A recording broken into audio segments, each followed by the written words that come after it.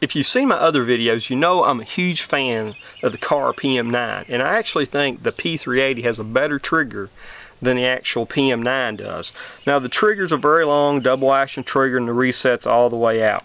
Again, this gun's been cleared, safety checked, but I want to go ahead and kind of demonstrate the trigger to you. The trigger does break at 5.9 pounds, which again is one of the best double action 380 triggers on the market, but you can hear it all the way. There's the click.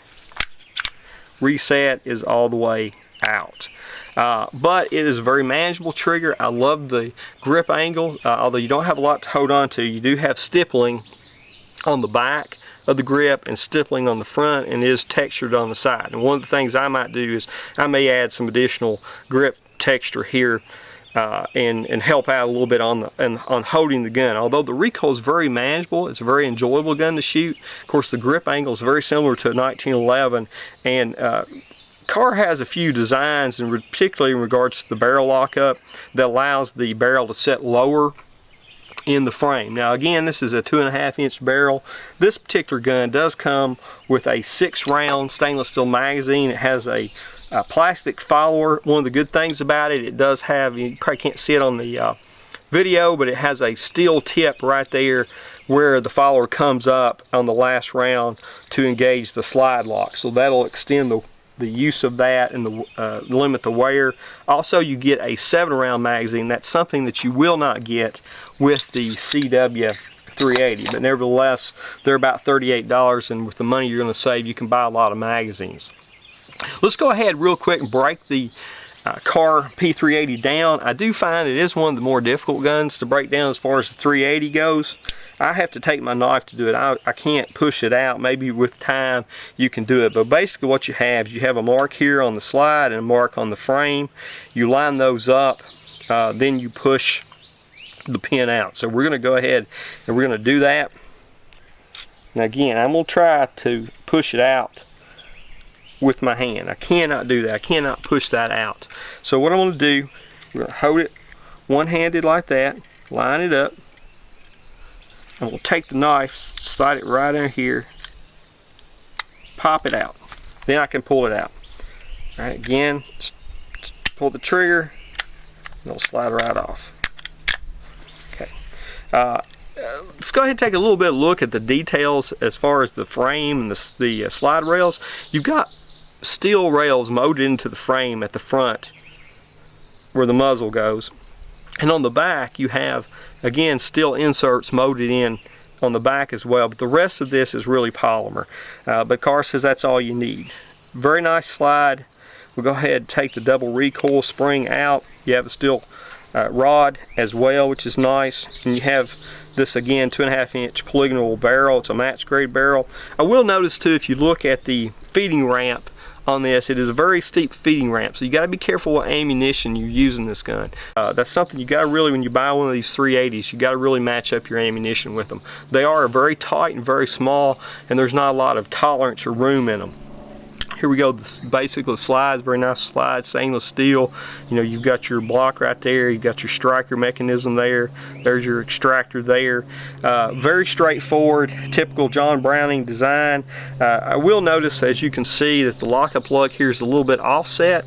Now the reason that is, according to Kahr, is that allows them to basically allow the barrel to be a little bit lower into the frame, and that helps on recoil and also muzzle flip. So we'll go ahead and put the barrel back in. It's a little tricky here sometimes in regards to putting this in. You got to make sure your springs are lined up properly, or the spring will come out the front because it's not going to catch up here this portion.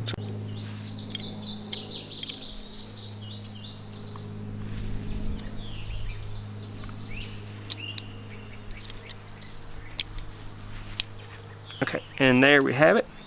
And simply put the slide back on the frame. Again, you're going to have to line those notches up again. Do it like this, one-handed. Again, that's what maybe create some problems for somebody who has limited upper body strength, and we are good.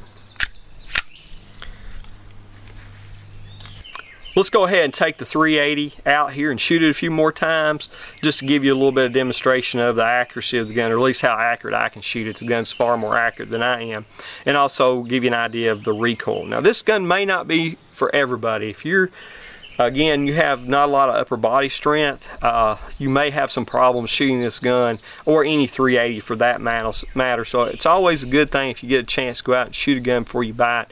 Take that opportunity and do it. But let's go ahead and get to shooting.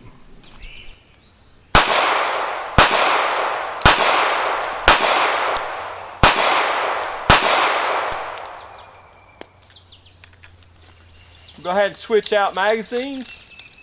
Start shooting it with one hand, right hand dominant.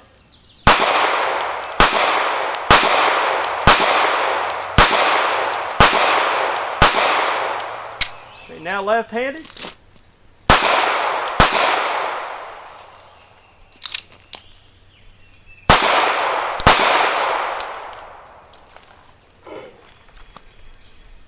Finish off the malfunctions. As you see, we did have a failure to eject there. That's my fault. It's not the gun's fault.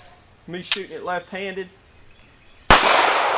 And finish it off. Okay guys, as you can see, the gun's very easy to shoot. You can shoot this gun for extended periods of times. I'll easily put 200 rounds to this gun today.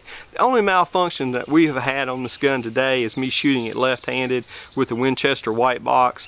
Again, the Winchester white box nose, actually it's a flat nose, and therefore it makes it a little bit harder to feed, but still, only issue we've had today is one failure to eject.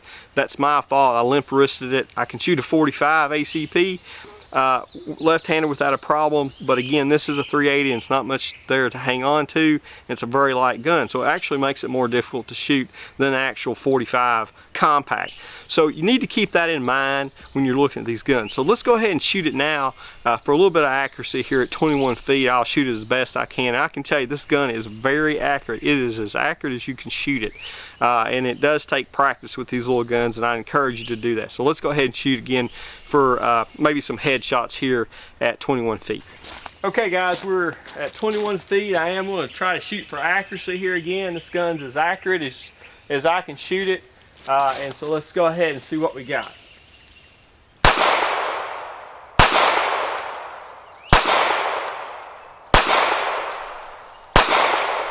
Well, there you have it, the Kahr P380. Be looking for the CW380 coming to shelves here soon. I think that represents the best value from Kahr in a pocket pistol in the 380 caliber. It's supposed to be a couple $100 cheaper than this. You won't find a better trigger on a double action 380. Again, it breaks at about 5 pounds and 9 ounces. And it's a very smooth trigger. I believe it is a little bit better than the Kahr PM9 trigger as well. These guns are a little bit difficult to shoot. They are small, not much to get a hold of, and so they do require quite a bit of practice to be able to shoot them accurately, but they can be shot accurately and they can be carried with you anywhere, and that's the advantage of carrying a 380. You can have it on you at all times and nobody knows about it. So with that being said, this is Firearm Patriot. Till next time, God bless America.